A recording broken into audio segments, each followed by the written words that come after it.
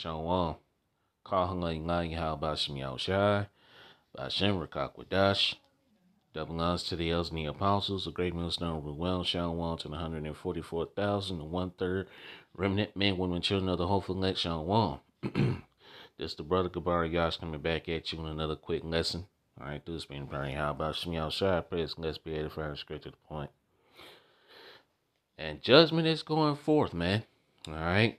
Judgment is going forth. Okay. So we're going to read this article from abcnews.com. All right.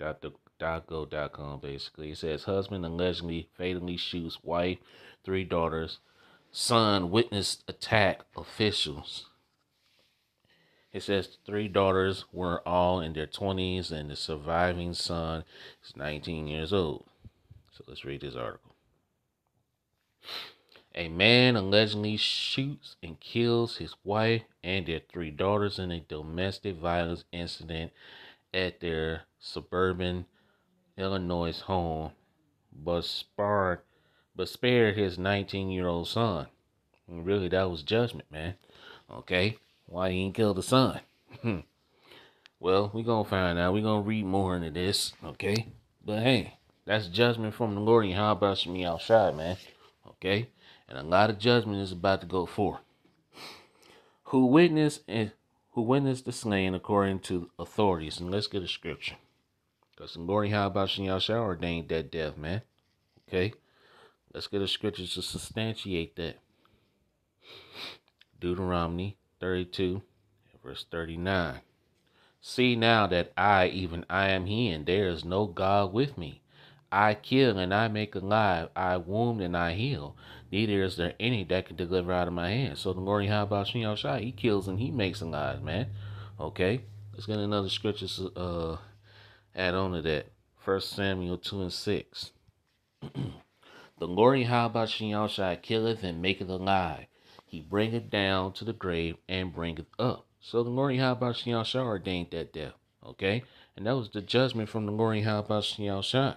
All right, spirits created for vengeance. And we're going to get that scripture, but let's go back to the article. It says, Mayor Cashman, whatever that person's name is. It's anyway, allegedly shot his wife and 3 daughters during a verbal argument at their home in Tinley Park around 11:30 a.m. Sunday morning, according to the police in Tinley Park, about 30 miles south of Chicago. Kinsman's 19-year-old son was home during the mass shooting and was not shot, according to the detention pro officer. All right. Anyway, but hey, why he was spared? Well, because, like I said, we just read Deuteronomy chapter 32, verse 39. The Lord kills and makes alive. Okay? So, hey. But still, that's judgment from the Lord. How about Shemi Shot, man? Okay? Anyway, let's continue. It says 19-year-old heard arguments in the basement between his dad, mom, and older sisters. And then he heard gunshots, according to the detention professor. What is that? Let's say professor, whatever. He then heard the argument. Turn into screaming. The documents said the team went to the basement and found his mom on the floor and saw 2 of his sisters who appeared to be shot. The document said the teenager then witnessed his dad shoot his 3rd sister and shoot his mother. The detention proffer said the wife, I'm not going to say that name, says Majetta, all right, Kesmas, who was 53 years old, was shot 7 times. Man, that spirit's created for vengeance. And the daughters, Hamela, age 25, Hannah, age 24, and Zaiya, age 25, both Hannah and the other daughter was both 25 and the other one was 24. Were also shot multiple times, according to the detention proffer. Shortly after the shooting, Meher called the police and reported that his wife had been shot. The detention proffer said a responding police asked Meher who else was there, and the defendant stated, "They're gone. Everything is okay," according to the detention proffer. All right, and this is the guy right here. All right, who shot his wife and his 3 daughters. Meher allegedly said there was 4 people shot and I'm going to jail, according to the detention proffer. He says when an officer asked Meher, "This was you," he allegedly nodded his head in the affirmative. All right, the detention proffer said the 4 innocent women, which were not innocent at all, okay, it wasn't innocent, man. All right, like it says, whoever perished being innocent. Let's get that scripture. Let's say 4 innocent women. It wasn't innocent, man. Nobody's innocent. Let's go Job 4:7. Remember, I pray thee, whoever perished being innocent, or where were the righteous cut off? These women weren't innocent, man. Their spirits were required. If they were innocent, they would still be here. Okay? All 4 of these young women, well, 3 young women, and his wife would still be here. If they were so innocent, they weren't innocent, man. Okay? Their spirits were required by the Lord Yahweh Shem Shai. And the spirits created for vengeance was put on this man to do it, man. Okay? So these 4 women were not innocent. And he said something. I watched the video from Elder Menachem Zalbach last night where he showed the video of what happened. And the man said that, his wife and his daughters was treating him like shit. Okay? And that's what he said. That his wife and his 3 daughters was treating him like shit. And of course, here in Babylon, you know why. Right? Because, hey, women here in Babylon are taught not to respect men and, through the feminism and misandry and all of that shit. So, of course, they probably was, Americanized, feminized, and I think in the video that I saw from the Elder Menachem Zalbach, all right, in the video with the news clip that he showed, where he said, I think one of his daughters, I think all 3 of his daughters were going to some type of medical school or something to that effect. It might says in an article, but we're going to keep reading. Let's read this scripture though, man. But hey, they wasn't innocent, man. Okay? Nobody dies being innocent. Nobody's innocent. None of us are. Okay? Job 4:7. Remember, I pray thee, whoever perished being innocent, where were the righteous cut off? Verse 8. Even as I have seen, they that plow iniquity and sow wickedness reap the same. Verse 9. By the blast of Yahweh they perish, and by the breath of his nostrils are they consumed. So no, those 4 young lady wasn't innocent, man. Okay? None of them were. Because if they were, they would still be here. Okay? It says the 4 innocent women who all lived in the home were killed in a senseless act of domestic violence. All right? No, it wasn't no accident. It wasn't, it wasn't senseless. Man, so let me get another scripture. Let's get this scripture. Because you know how Christians are, man. Christianity don't read the Bible. But here we gonna read it. Let's read this scripture here. Amos 3:6. Shall a trumpet be blown in the city and the people not be afraid? Shall there be evil in the city and the Lord Yahweh Shem Shai have not done it? Absolutely. Okay, whether it's a domestic violence, a mass shooting, mass murder, whatever. Okay, the Lord Yahweh Shem Shai did that, man. Okay, they weren't innocent. There's nobody innocent, man. Yes, it was senseless. That's true. But hey, all feelings aside, man, the Lord Yahweh Shem Shai did that. Judgment. Okay? Let's get another scripture. Psalms 9 and verse 16. The Lord Yahweh Shem Shai is known by the judgment which he executed. The wicked is snared in the work of his own hands. Haganah Selah. Okay? So that's judgment from the Lord Yahweh Shem Shai. Let me get another one, then we're going to go back to the article. I think it's Zephaniah 3 and 5. Yep, right here. Zephaniah 3 and 5. The just Lord Yahweh Shem Shai is in the midst thereof. He will not do iniquity. Every morning do he bring his judgment to light. He faileth not, but the unjust knoweth no shame. So every morning does the Lord Yahweh Shem Shai bring judgment on this earth. And that's what's been going on lately, man. Judgment from the Lord Yahweh Shem Shai. And that judgment is going to increase. Okay? As we get closer and closer to the end, man, judgment is about to increase. Okay? Let's go back. Let's read this again. It says the 4 innocent women who all lived in the home were killed in a senseless act of domestic violence. Tinley Park Mayor Michael Lotz said at a news conference Monday. Mayor Kasman, whatever his name is, was heard on a police video saying, "I work all my life to give my family a better home and they treat me like shit." So there you go. See? Yeah, of course. And plus, when you come here to America, hey, what's going to happen to your wife and your daughters, man? They're going to be, what? Americanized. Yeah, you know what's going on in America. Feminism, okay? Women's liberation and all of that shit. Okay? And they treating him like, they treat him like shit. Yeah. Because of what? Okay, because they been Americanized, feminized. Yeah. Women been taught not to respect men here in Babylon. Okay? They treat me like a dog, according to the detention proffer. He also allegedly said his wife worried about money. Yeah, all women. And where she can take it, according to the documents. There you go. Now, what these women worry about here in Babylon? Money. It's all about money with them. Where I can get money from.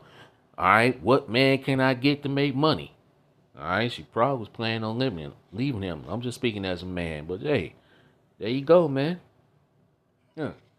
His wife and his daughters got into the whole feminism bullshit, man. Alright? You know how these women here in Babylon, the great America, man.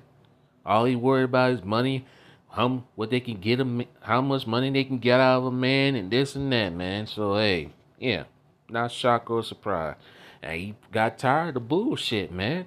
Okay, and you know how them heathenistic families work, man. They don't tolerate that shit, man. Okay, they don't tolerate that crap. All right, he was taken into custody. He's 63. Was taken into custody and charged with 4 counts of first-degree murder, police said. Tinley Park Village manager Pat Carr said the shooting was an isolated incident and described it as a traumatic scene from everybody involved. So hey, man, that was judgment, man. Anything else?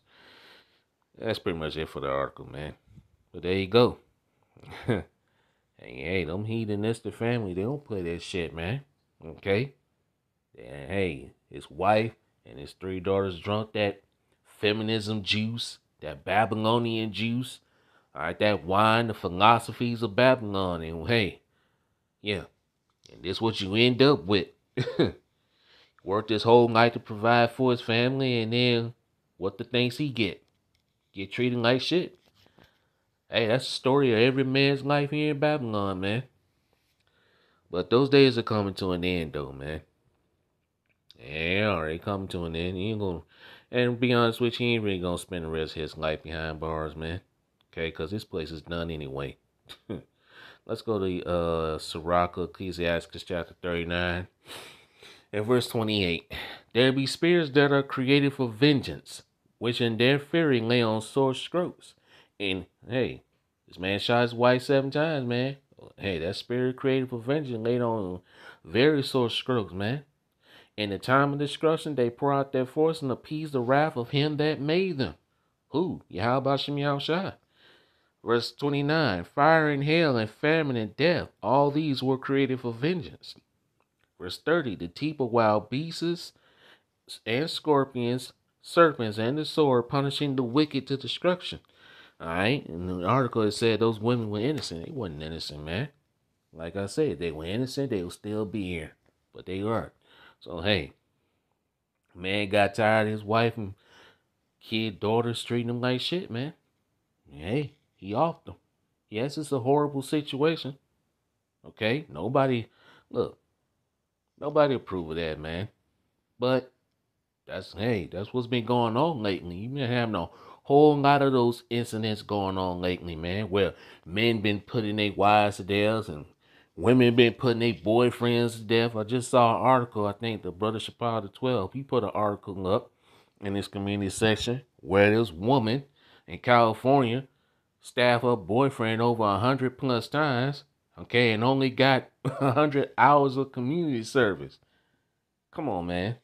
You think they gonna get this man 100 hours of community service? Hell no, they gonna lock his ass up.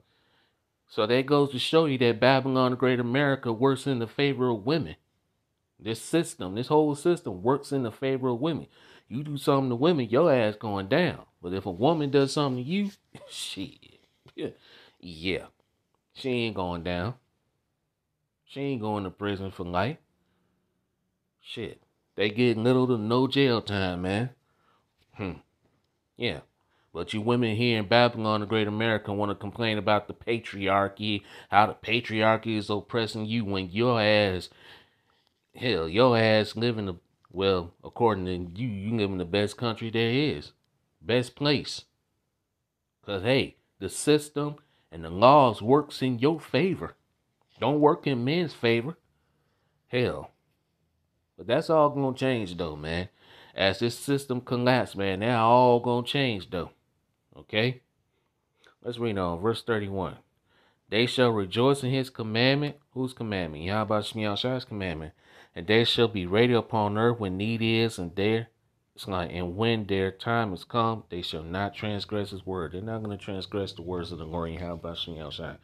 But that's the times we're living in, man. Matthew 24 and verse 12.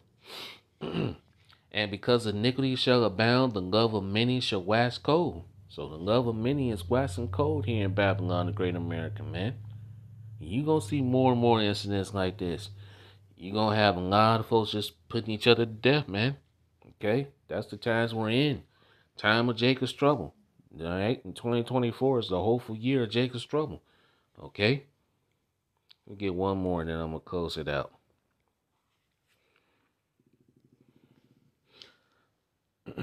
Sirach, Ecclesiastes chapter 11 and verse 14.